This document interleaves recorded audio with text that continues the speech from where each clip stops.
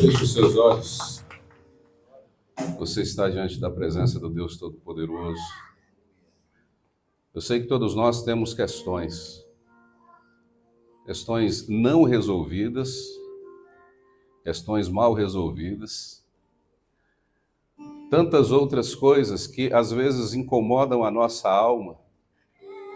Mas o que a palavra de Deus diz é que diante de Deus nós podemos derramar todas as coisas. Apresente a Ele nesse instante todas as tuas questões, todas as tuas dores, todas as tuas preocupações. Assim como Deus ressuscitou o seu próprio Filho, a promessa de Deus também para nós é que muitas das nossas questões seriam resolvidas em Cristo. Na ressurreição do Senhor, nós recebemos o poder de vivificar a nossa vida, independente da maneira que ela esteja. Em caos, em dificuldade, o Deus Todo-Poderoso pode e certamente manifestará a graça sobre a sua vida nesta noite. Senhor, nós oramos diante da Tua presença, nós entramos diante do Senhor, com os nossos corações gratos e sinceros por todas as coisas maravilhosas que o Senhor tem feito, mas como sempre dizemos, pela coisa mais maravilhosa que é aquilo que Tu és. O Senhor é o nosso Deus, o nosso refúgio, a nossa fortaleza, o nosso socorro bem presente, o Senhor é a nossa segurança. E essa noite, nós te pedimos em nome de Jesus, que venha ao encontro das nossas dores, das nossas preocupações, e que todo doente seja curado pelo poder do nome de Jesus. Que toda situação difícil seja anulada pelo poder do nome de Jesus. Que toda e qualquer influência, seja pessoal ou maligna, em qualquer vida aqui presente esta noite, que seja anulada em nome de Jesus. Para a glória do Deus Todo-Poderoso. E a igreja do Senhor diz amém. Amém. Pode sentar-se, querido. Graça e paz a todos. Quero agradecer a todos os irmãos pelas presenças aqui esta noite. Como eu tenho dito sempre, e digo com o coração, é uma felicidade, uma alegria e uma segurança para nós ter a cada um dos irmãos aqui, e que você seja muito mais do que bem-vindo e sinta-se em casa para celebrarmos esse dia todo especial, o nome poderoso do Senhor.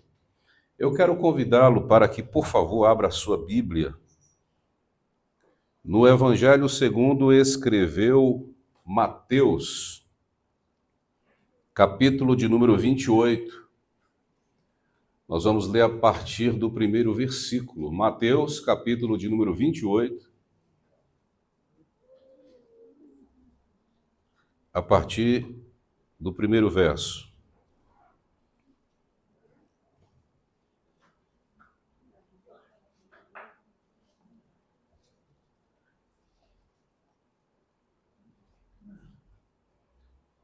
Está escrito assim: No findar do sábado, ao entrar o primeiro dia da semana, Maria Madalena e a outra Maria foram ver o sepulcro. Eis que houve um grande terremoto, porque um anjo do Senhor desceu do céu, chegou-se, removeu a pedra e assentou-se sobre ela. O seu aspecto era como um relâmpago e a sua veste alva como a neve. E os guardas tremeram, espavoridos, e ficaram como se estivessem mortos. Mas o anjo, dirigindo-se às mulheres, disse: Não temais, porque sei que buscais Jesus que foi crucificado. Ele não está aqui. Ele não está aqui. Ressuscitou, como tinha dito. Vamos orar mais uma vez? Obrigado, Senhor, pela palavra. Nosso pedido sincero é que fale ao nosso coração, edifique a nossa vida e, com isso, glorifique o nome do teu Filho Jesus. Amém. Se você juntar as narrativas dos evangelhos, você vai perceber que há uma ordem cronológica dos acontecimentos aqui. Nós temos como figura principal nestas narrativas a figura de uma mulher, a pessoa de uma mulher chamada Maria Madalena. Em Mateus ela está acompanhada quando vai ao sepulcro. Nos registros você percebe que, a princípio, elas percebem que o corpo de Jesus não está lá. O sepulcro está completamente vazio. Elas vão aos discípulos, comunicam isso. Pedro e João vêm correndo para ver o sepulcro. João é mais veloz, chega na frente, fica olhando do lado de fora. Pedro chega depois, mas é o primeiro a entrar. Olha e percebem que o corpo de Jesus está ali. Sepulcro aberto era para quem tinha consciência de todas as coisas que Jesus havia dito e das profecias que haviam sido apresentadas, um bom sinal e não um mau sinal. Mas para eles, naquele momento, era um mau sinal, porque alguém havia roubado em suas mentes o corpo de Jesus. Alguém havia sequestrado o corpo de Jesus, e isso para eles era aparentemente uma má notícia. Maria, quando volta ao sepulcro, e ainda é madrugada, a Madalena, ela ouvem um anjo dizer que o corpo não estava ali. E a expressão do anjo é: ele não está aqui. E ele explica. Por quê? Ele ressuscitou. Isso adiantou para que Maria se acalmasse, para que Maria entendesse o que estava acontecendo? Absolutamente. Porque a sua mente estava programada para encontrar um corpo. A única parte da frase que ela consegue ouvir bem é: ele não está aqui. Ela não conseguiu ouvir bem, identificar, discernir a expressão ressuscitou. A explicação da primeira parte deveria resolver toda a coisa. Mas por que não resolveu? Porque a mente de Maria está predisposta a encontrar um corpo. É o que ela foi buscar. O corpo deveria estar no mesmo lugar onde eu deixei. Ela anula com essa predisposição mental todas as outras possibilidades, todas as palavras que Jesus havia dito a respeito daquele dia, do que aconteceria, porque a sua mente está programada para o negativo. Um olhar predisposto ao negativo dificilmente vai olhar para o que há de positivo no ocorrido, no acontecimento. Eu sei que parece ser um pouco grosseiro, mas o exemplo de dois irmãos que há muito tempo pediam ao pai que comprasse um cavalo para a fazendinha onde eles moravam.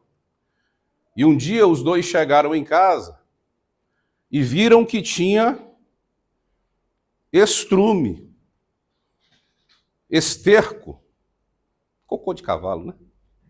Tinha cocô de cavalo próximo à entrada da casa. E o primeiro irmão disse: olha, que coisa absurda, que coisa chata, que coisa desagradável, sujeira na porta da entrada da casa. O segundo irmão abriu um sorriso, de canto a canto e disse: papai comprou o cavalo que nós tanto queríamos.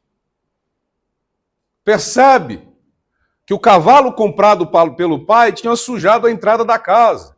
Mas o negativista viu apenas o cocô de cavalo.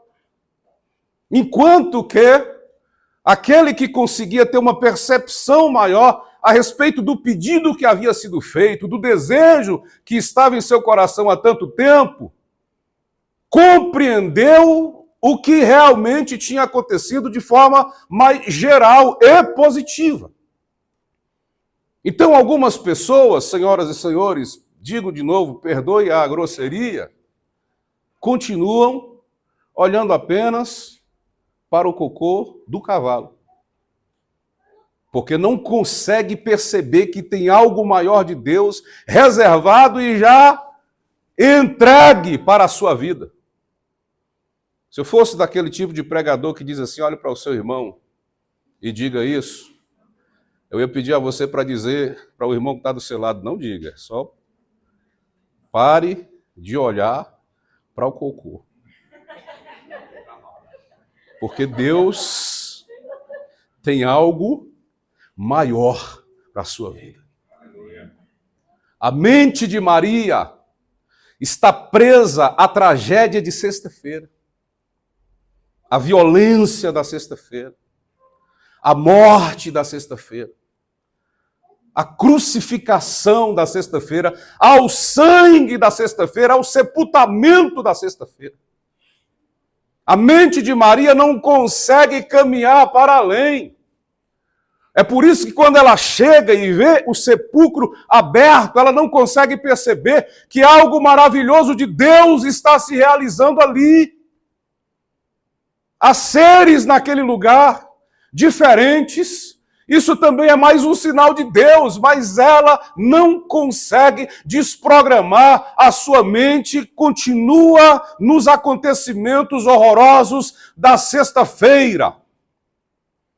Queridos, para muitos de nós aqui esta noite já é domingo de manhã, já é dia de ressurreição, é tempo de nova vida, é tempo de uma experiência com Jesus, não com o Jesus morto, mas com o Jesus ressuscitado.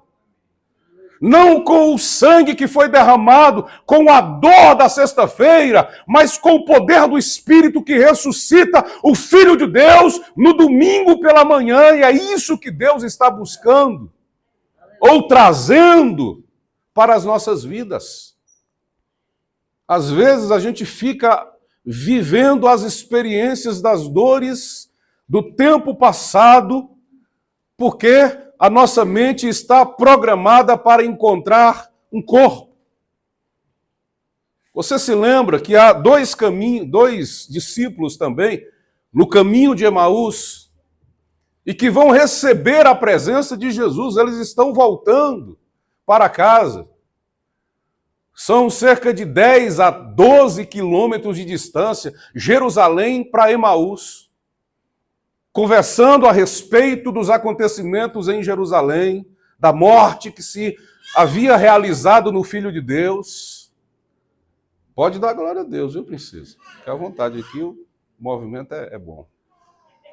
E Jesus entra na conversa e pergunta sobre o que eles estão conversando, e eles ignoram completamente a forma como Jesus os aborda e diz: só você que, estando em Jerusalém, não sabe o que está acontecendo? Você percebe que a mente deles está tão pré-programada para a situação negativa do ocorrido, que eles não reconhecem que quem está se aproximando dali e conversando com eles é o próprio Jesus ressuscitado. E outra, parece que Jesus não sabe das coisas. Jesus é o que sabe mais. E eles perguntam, só você não sabe de? Você sabe que às vezes, em determinadas situações, a gente pensa que sabe mais do que Deus? Quando a gente começa a razoar a respeito de algumas coisas que deveriam ter acontecido de acordo com aquilo que a gente desejava, mas não aconteceu, o que é que a gente diz? Deus se programou de forma equivocada. Se eu fosse Deus, eu teria feito desta forma. Se eu fosse Deus, eu não teria entrado por aquela porta. E Deus está dizendo, eu não estou te pedindo opinião. Respeito os teus desejos, respeito os teus sentimentos, mas os meus pensamentos a respeito de você são maiores do que os teus próprios pensamentos. Não há nada que você possa programar na vida. Não há nada que você possa arquitetar na vida que seja maior ou melhor do que o plano de Deus para você. Então Deus sabe. Quem não sabe somos nós. Às vezes Deus se torna um desconhecido na nossa caminhada quando nós experimentamos algumas coisas que nos abalam. Por isso Jesus não estava sendo conhecido por eles naquele momento. Eles não reconheceram que era Jesus que estava conversando com eles, de modo que seus olhos estavam completamente fechados para compreender a vontade de Deus que foi apresentada pelo próprio Jesus quando falava das Escrituras com eles e o coração deles ia ardendo. Mas mesmo assim, mesmo Jesus tendo passado o domingo quase inteiro caminhando com eles na direção de Emaús, 12 quilômetros, o dia todo de domingo conversando, eles ainda tiveram dificuldade para reconhecer a Jesus, para compreender a vontade de Deus para as suas vidas. Você sabe por que razão? Porque às vezes parece que Deus não está conosco quando as circunstâncias são adversas. Às vezes, o lugar onde a gente procura Deus é o lugar onde Deus não está. Como aconteceu com Maria, que estava buscando Jesus no lugar onde ele não estava mais. Por isso o anjo disse, ele não está aqui. E ela insiste, é aqui que ele deveria estar. É nesse lugar que a sua presença deveria existir. E é aqui que eu quero resgatar o corpo que eu deixei. E o anjo diz, ele não está aqui. E onde é que ele está? Às vezes, como eu disse, ele está nos momentos de angústia da nossa vida, onde parece que ele não está. Ele está nos ambientes onde a gente julga que ele não está. Ele está nas experiências nas quais a gente pensa que ele não está presente. Uma experiência como essa. E como é que a gente consegue descobrir onde Jesus está? A gente consegue descobrir quando a gente começa a viver com ele experiências que vão além da nossa própria razão, que vão para lugares que muitas vezes nós não gostamos de levar Jesus. E qual é o lugar? Um quarto, que é o lugar de intimidade, ou a mesa, que é o lugar de compartilhar o pão. Jesus diz, quando você tiver alguma coisa para conversar com Deus, entra no teu quarto e fecha a tua porta. É o lugar de intimidade. É o lugar no qual você e Deus estão sós. É o ambiente onde você pode contar todas as coisas que o seu coração está vivendo como experiência de vida. É nesse lugar, longe dos holofortes, longe dos palcos, lugar de não espetáculo, o lugar de profunda intimidade com Deus é que nós colocamos diante dele todas as nossas questões e apresentamos a ele a nossa vida de forma visceral. É o lugar onde a gente se despe diante de Deus, onde a gente se apresenta para ele sem qualquer tipo de maquiagem, sem qualquer tipo de camuflagem, sendo aquilo que a gente é, sem nenhuma persona, mas apresentando aquilo que verdadeiramente nós somos, nesse lugar de intimidade. É no lugar, à mesa, onde a gente parte o pão com ele, que a gente descobre quem verdadeiramente é Jesus e que ele está em nossas vidas, nos ambientes ou nos momentos mais difíceis. Quando Jesus senta-se à mesa na casa dos discípulos de Emaús, e eles dão ao hóspede a oportunidade de fazer a oração e partir o pão, é que eles descobrem quem de fato estava com eles durante todo o caminho. Quando Jesus fecha os olhos para agradecer ao Pai e ele parte o pão, os discípulos então pensam: eu conheço apenas um que faz essa oração ao Pai de forma tão íntima e profunda. Há apenas um que parte o pão da maneira como ele parte a mesa, para entregar aos seus discípulos, como se eles estivessem partindo o seu próprio corpo para a comunhão com os seus discípulos. Então, quando Jesus parte o pão, eles descobrem que era Jesus que estava presente com eles. Durante toda a caminhada da angústia, durante toda a trajetória, quando entra em sua casa, no ambiente de intimidade, eles começam a conhecer quem de fato é aquele que está caminhando com eles. A gente precisa, todos os dias, trazer Jesus para o ambiente da nossa mesa, o ambiente no qual a gente só coloca quem a gente ama, quem a gente confia, quem a gente quer perto. E a gente precisa, todos os dias da nossa vida, trazer Jesus para esse lugar. É o quarto da oração e a mesa da comunhão. Às vezes, as lágrimas que estão embaçando os nossos olhos não nos permitem ver a Jesus. No ocorrido, no qual Maria está ali diante do sepulcro vazio, os anjos dizem: ele não está aqui.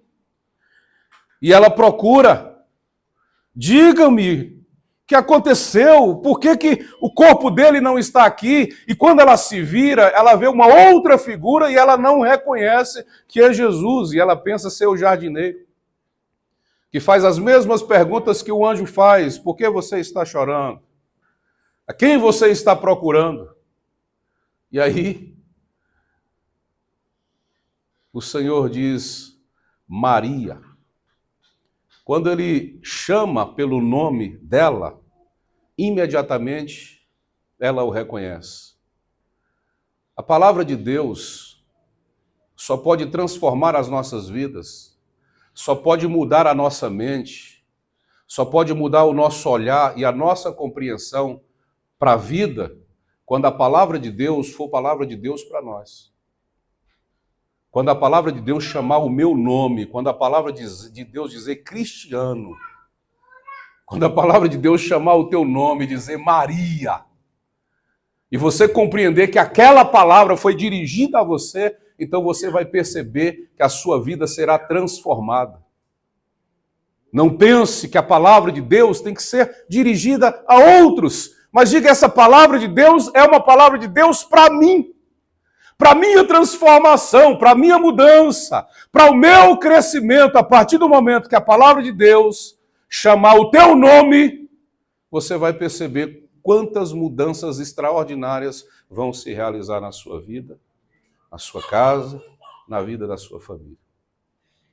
Se você puder ficar de pé um instante, faça isso. E mais uma vez, feche os teus olhos diante da presença do Senhor, o Deus Todo-Poderoso.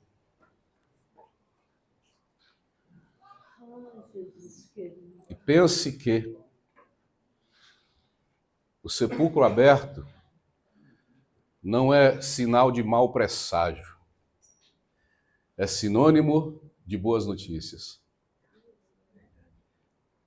A presença de seres que talvez você esteja estranhando porque são seres celestiais, não são sinais negativos, mas são absolutamente positivos. É porque Deus está se manifestando no teu ambiente de luto, no teu lugar de dor, de decepção, de angústia.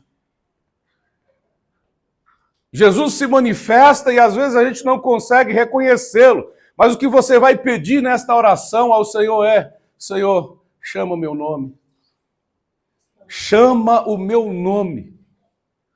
Diga para ele: entra na minha casa, Sente-se à minha mesa, parta pão comigo. E você vai perceber que a presença desse Jesus ressuscitado fará em sua vida transformações que a sua mente humana jamais pensou que um dia ocorreria, aconteceria na sua casa ou na sua vida. Nós cremos assim, Senhor, na tua palavra. Nós cremos no poder da ressurreição. Nós cremos no Espírito que vivifica. Nós cremos num Deus que chama pelo nosso nome. Num Deus que diz que conhece Jacó e Israel e que o toma pela mão direita e o levanta. Nós cremos no Deus que se manifesta com graça e que, não obstante as maiores dificuldades, barreiras, circunstâncias adversas que estejamos enfrentando na vida, esse Deus se manifesta fazendo a vida aparecer onde há morte, fazendo a dor da sexta-feira se tornar em apenas uma lembrança do querer, da vontade, da cruz de Deus, que purifica as nossas vidas. Domingo de manhã, tempo de ressurreição, é tempo de vida nova, experiência nova, é tempo de ver a nossa casa ser alcançada com coisas que jamais, em tempo algum, em outras situações, foram experimentadas, mesmo na vida com Deus. Essa noite nós te pedimos, Senhor, que a tua palavra seja a palavra de Deus que chame o nosso nome. Que a presença do Senhor na nossa casa parta o pão e nos alimente, para que teu nome seja glorificado. Vamos exaltar ao Senhor.